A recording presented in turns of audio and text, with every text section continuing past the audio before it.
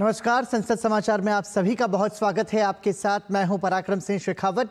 संसद समाचार के जरिए हम आपको बताएंगे संसद के दोनों सदनों यानी कि लोकसभा और राज्यसभा के सदन से जुड़ी हुई कार्यवाही से जुड़ी महत्वपूर्ण खबरें।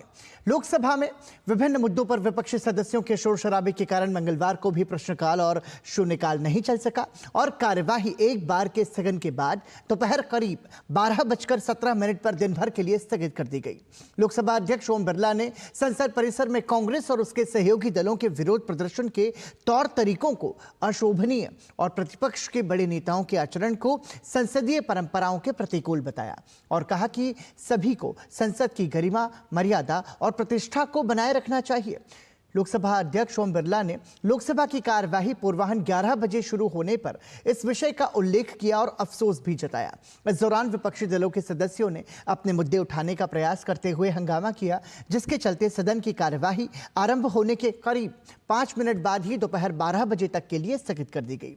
दोपहर 12 बजे सदन की बैठक पुनः शुरू होने पर पीठासीन सभापति दिलीप सैकिया ने आवश्यक कागजात सदन के पटल पर प्रस्तुत कराए। केंद्रीय पत्तन, पोत परिवहन और जलमार्ग मंत्री सर्बानंद सोनोवाल ने वाणिज्य पोत परिवहन विधेयक 2024 हंगामे के बीच ही प्रस्तुत किया।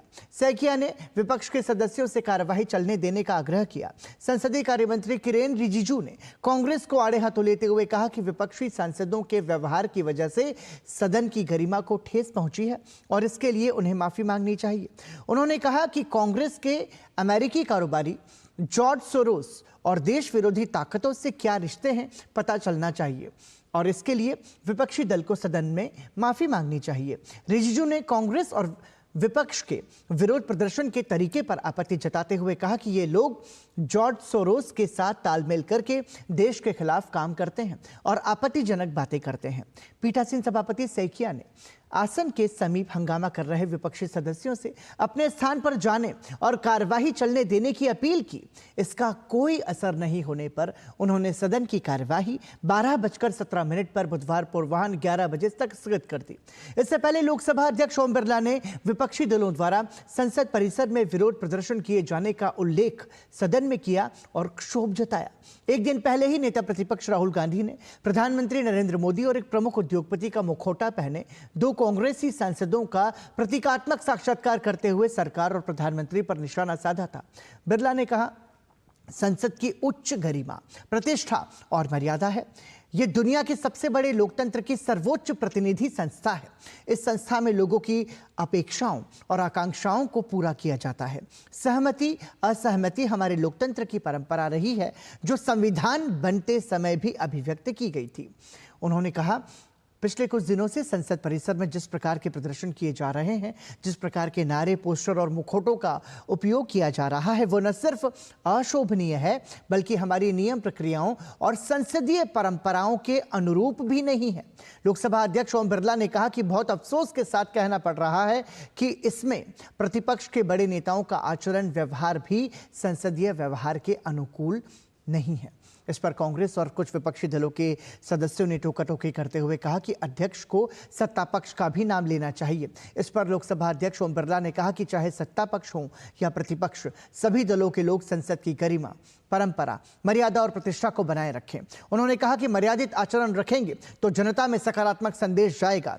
इस लोकतंत्र के मंदिर के प्रति लोगों की बहुत गहरी आस्था और विश्वास है। लोकसभा अध्यक्ष ने सदस्यों से सकारात्मक सहयोग की अपील की। लोकसभा में जयंत बसुमतारी के एक प्रश्न के लिखित उत्तर में सामाजिक न्याय और अधिकारिता मंत्री डॉक्टर वीरेंद्र कुमार ने कहा कि यूडीआईडी परियोजना, दिव्यांगता सशक्तिकरण विभाग, सामाजिक न्याय और अधिकारिता मंत्रालय, भारत सरकार की एक पहल है जिसका उद्देश्य दिव्यांगता का राष्ट्रीय डेटाबेस तैयार करना है।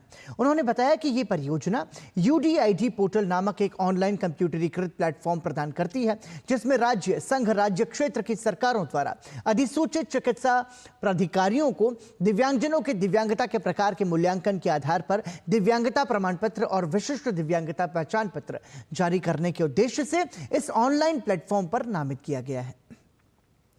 लोकसभा में सांसद गणेश सिंह के प्रश्न पत्र के लिखित उत्तर में ग्रामीण विकास मंत्री शिवराज सिंह चौहान ने कहा कि प्रधानमंत्री ग्राम सड़क योजना के अंतर्गत सड़क संपर्क की इकाई बसावट है, न कि राजस्व गांव। वर्ष 2000 में शुरू की गई इस योजना में वर्ष 2001 की जनगणना के अनुसार पात्र जनसंख्या रखने वाली बसावटों को 12 सड़क संपर्क उपलब्ध कराना है। शिवराज सिंह चौहान ने बताया कि PMGSY एक के तहत जनसंख्या मानक मैदानी क्षेत्रों में 500 से अधिक और पूर्वोत्तर पहाड़ी राज्यों और विशेष श्रेणी क्षेत्रों में 250 से अधिक है। ग्रामीण विकास मंत्री ने बताया कि वामपंथी उग्रवाद से प्रभावित क्षेत्रों में जनसंख्या मानकों को और भी सरल कर दिया गया था ताकि 100 या उससे अधिक जनसंख्या वाली बसावटों को शामिल किया जा सके। तो ये हमने आपको बताई सदन के निचले सदन यानी कि लोकसभा से जुड़ी हुई सदन की कार्यवाही की महत्वपूर्ण जानकारी। और आइए अब चलते हैं संसद के उच्च सदन यानी कि राज्यसभा में। राज्यसभा में सभापति जगदीप धनखड़ ने राज्यसभा की कार्यवाही मंगलवार को तब दिन भर के लिए स्थगित करने की घोषणा की जब सत्ता पक्ष और विपक्ष के सांसद अपनी अपनी सीटों पर खड़े होकर नारेबाजी करने लगे।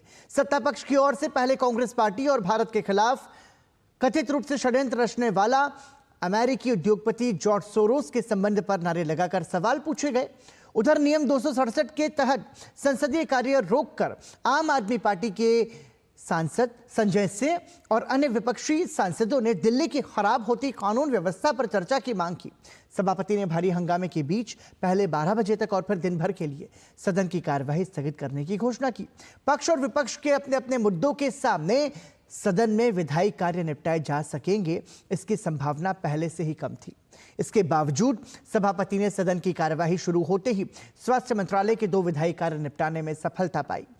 एम्स देवघर की संचालन टीम में राज्यसभा के एक सदस्य को अब नामित किया जा सकेगा। उससे पहले सदन की कार्यवाही शुरू होते ही सभापति ने झारखंड मुक्ति मोर्चा से सांसद महुआ माझी को जन्मदिवस की समूचे सदन की ओर से शुभकामनाएं दी। उसके बाद आज ही कर्नाटक के वरिष्ठतम नेताओं में शुमार 92 वर्षीय प्रदेश के पूर्व मुख्यमंत्री SM कृष्णा के निधन पर 2 मिनट का मौन रखकर राज्यसभा में शोक जताया गया। उनके शोक संतप्त परिवार परिजनों को राज्यसभा की ओर से विनम्र श्रद्धांजलि दी गई। सभापति ने जैसे ही कहा कि मंगलवार को नियम 267 के तहत 5 सदस्यों की नोटिस का जिक्र आम आदमी पार्टी के संजय सिंह जोर जोर से दिल्ली की कानून व्यवस्था पर केंद्र को घेरने की कोशिश करने लगे और इस पर वो शोर मचाने लगे। इसी क्रम में सत्ता पक्ष के दिल्ली सरकार के क्रियाकलापों के खिलाफ नारे के रूप में सवाल उठाने लगे। हंगामा दोनों तरफ से लगातार होता रहा। इससे पहले सदन के नेता जगत प्रकाश नड्डा ने फिर से जॉर्ज सोरोस और कांग्रेस के संबंधों पर चर्चा की मांग की। उन्होंने कहा कि सोरोस की जो संस्था भारत विरोधी गतिविधियों में लिप्त है और भारत की संप्रभुता को जो जॉर्ज सोरोस लगातार चुनौती देता रहता है, उसी संस्था से कांग्रेस के सर्वोच्च नेताओं का जुड़ाव रहा है, तो ये देश के लिए चिंता का विषय है। देश सच्चाई जानना चाहता है। चर्चा के माध्यम से देश सच्चाई से वाकिफ हो सकेगा। सदन के नेता ने कहा कि विदेशों में हमेशा इस बात की चर्चा हो रही है कि प्रधानमंत्री नरेंद्र मोदी के नेतृत्व में विपरीत अंतर्राष्ट्रीय आर्थिक परिदृश्य के बावजूद जहां भारत 11वें स्थान से 5वें स्थान की अर्थव्यवस्था बन रहा है, वहीं देश के कुछ राजनीतिक दलों के साथ मिलकर विदेशों में बैठे जॉर्ज सोरोस जैसे लोग देश में अस्थिरता फैलाने की लगातार कोशिश कर रहे हैं। ऐसी ताकतों के खिलाफ राज्यसभा में चर्चा होनी चाहिए ताकि देश को सच्चाई का पता चल सके। सभापति ने सदन के नेता के बाद कांग्रेस के वरिष्ठ नेता प्रमोद तिवारी को मौका दिया। प्रमोद तिवारी ने कहा कि सदन के नेता जगत प्रकाश नड्डा ने कांग्रेस पार्टी पर स्तरहीन और असत्य आरोप लगाए हैं। प्रमोद तिवारी ने कहा कि भाजपा को देश को इस सच्चाई से पहले अवगत कराना चाहिए कि प्रमुख उद्योगपति ने भाजपा को 23,000 करोड़ की रिश्वत दी या नहीं। प्रमोद तिवारी के इस आरोप के बाद सत्ता पक्ष के सांसदों ने जमकर हंगामा किया। एक बार स्थगन के बाद दोपहर 12 बजे शुरू हुई सदन की कार्यवाही बड़े मुश्किल से 9 मिनट भर चल सकी। भारी हंगामे नारेबाजी के बीच सभापति ने सदन की कार्यवाही दिन भर के लिए स्थगित कर दी। इसी के साथ संसद समाचार में आज के लिए इतना ही और यहाँ रुक रहे हैं एक छोटे से ब्रेक के लिए। देखते रहिए GD न्यूज़।